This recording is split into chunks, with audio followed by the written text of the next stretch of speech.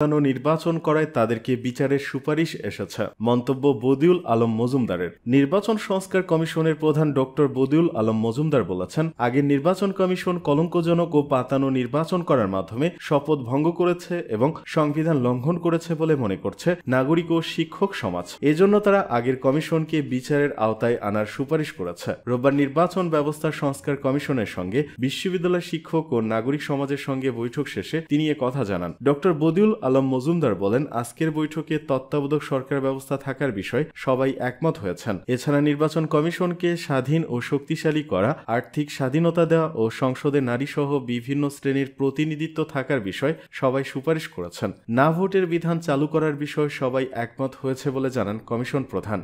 নির্বাচন ব্যবস্থা সংস্কার কমিশনে না ভোট সহ 3 প্রস্তাব ইলিয়াস কাঞ্চনের। নির্বাচন ব্যবস্থায় না ভোট রাখা সহ 3টি প্রস্তাব দিয়েছেন চিত্রনায়ক ইলিয়াস কাঞ্চন। আজ রোববার সকালে রাজধানীর আগারগাঁয় নির্বাচন ভবনে নির্বাচন ব্যবস্থা সংস্কার কমিশনের সঙ্গে নাগরিক সমাজের এক সভায় ইলিয়াস কাঞ্চন এই প্রস্তাব দেন। সভায় নিজের প্রস্তাব তুলে ধরে চলে যাওয়ার সময় তিনি সাংবাদিকদের কাছে সংক্রান্ত তথ্য জানান। ইলিয়াস কাঞ্চন বলেন, প্রার্থীদের মধ্যে কাউকে পছন্দ না হলে যেন না ভোট দেওয়া যায় সেই ব্যবস্থা রাখার প্রস্তাব দিয়েছেন তিনি। নির্বাচনে কারো প্রতি অন্যায় হলে তিনি মামলা করেন। সেই মামলা নিষ্পত্তি হতে ট্রাম বা মেয়াদ চলে যায়, তখন বাদী বিচার পান না। তিনি প্রস্তাব দেন, নির্বাচন কমিশনের মধ্যে একটা বিচারের ব্যবস্থা রাখা যেতে পারে, যাতে কমিশনই দ্রুততার সঙ্গে বিচার করতে পারে, যাতে বাদী বঞ্চিত না হন, তিনি তার অধিকার ফিরে পেতে পারেন। আরেকটি প্রস্তাব সম্পর্কে ইলিয়াস কাঞ্চন বলেন, বিগত সরকারের সময় নির্বাচন কমিশন ইলেকট্রনিক ভোটিং মেশিন বা ইভিএম সহ নানা কিছু কিনে অনেক টাকা তছরূপ করেছে, যার কারণে সাধারণ মানুষের নির্বাচন কমিশনের প্রতি আস্থা থাকে না। স্বচ্ছতা কিভাবে নির্বাচন কমিশনের মধ্যে আনা যেতে পারে সেটার ব্যবস্থা করতে হবে। তা না হলে জনগণের আস্থা ফেরত আসবে না, না হলে জনগণ মনে করবে এরাও আগের মতোই। সবাই জাহাঙ্গীরনগর বিশ্ববিদ্যালয় সরকার ও রাজনীতি বিভাগের অবসরপ্রাপ্ত অধ্যাপক আল মাসুদ হাসানুজ্জামান তার মতামত দিয়েছেন। বেরিয়ে যাওয়ার সময় তিনি সাংবাদিকদের বলেন, সবাই নির্বাচন কমিশনের স্বাধীন সত্তার বিষয়ে তিনি কথা বলেছেন। সবাই আনুপাতিক পদ্ধতিতে নির্বাচন নিয়ে বিভিন্ন মত এসেছে। কেউ কেউ বলেছেন এটা মিশ্র পদ্ধতিতে আসা উচিত। সুষ্ঠু নির্বাচনী এলাকা নির্ধারণ করা, স্বচ্ছভাবে দলীয় অর্থায়ন করা, সুষ্ঠু নির্বাচনের জন্য সব অংশীজনের সক্রিয় সংশ্লিষ্টতা থাকার কথাও সবাই আলোচনা হয়েছে বলে জানান তিনি। তার বক্তব্য, সবাই নির্বাচনে তথ্য প্রযুক্তির ব্যবহার এবং না ভোটের প্রসঙ্গও এসেছে। দ্রুত নির্বাচনের ব্যবস্থা করতে অন্তর্বর্তী সরকারকে আহ্বান ফারুকের।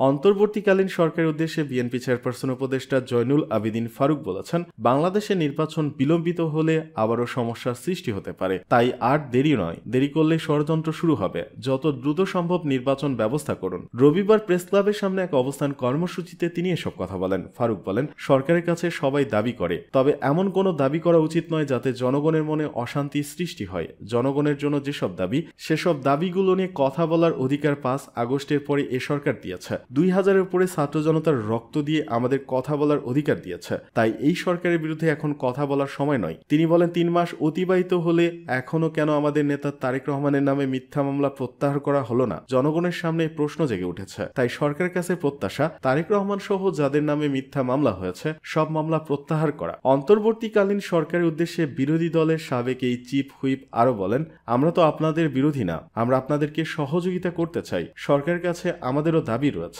ফ্যাসিস্ট আওয়ামী লীগ সরকার আমাদের উপর যে জুলুম নির্যাতন করেছে, হাঁটু পানিতে দাঁড়িয়ে রাত কাটিয়েছি, কবরস্থানে ঘুমিয়েছি, সেখানেও পুলিশ আমাদেরকে গ্রেপ্তার করেছে, জুলুম নির্যাতন করেছে। তাই এ সরকারের দোসররা যারা এখনো বাংলাদেশে আছে তাদের বিরুদ্ধে ব্যবস্থা নেওয়া হোক। এ সরকারের উদ্দেশ্যে তিনি আরো বলেন, নির্বাচনের একটি রোডম্যাপ ঘোষণা করতে হবে, যে নির্বাচনের মাধ্যমে দেশের জনগণ তাদের প্রত্যাশা পূরণ করতে পারবেন, তারা তাদের ভোট দিতে পারবে, তাদের পছন্দ মতো প্রার্থীকে বিজয়ী করতে পারবে। তাই আর দেরি নয়, দেরি করলেই ষড়যন্ত্র শুরু হবে। যত দ্রুত সম্ভব নির্বাচনের ব্যবস্থা করুন।